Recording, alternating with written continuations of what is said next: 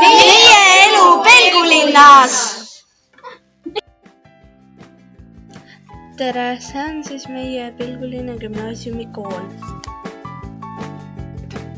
Sellel aastal tähistame oma 60. juubelit. Praegu on käimas meie kekatund. Pelgulinnas on veel haigla ja palju majasi. Haigla kohal on veel üks helikopter, mis alati tõttab appi, kui vaja.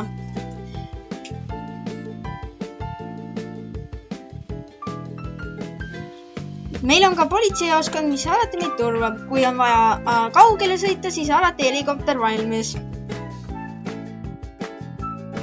Need on meie tublid inimesed. Meil on ka tuletõrjemaja, mis alati aitab, kui vaja.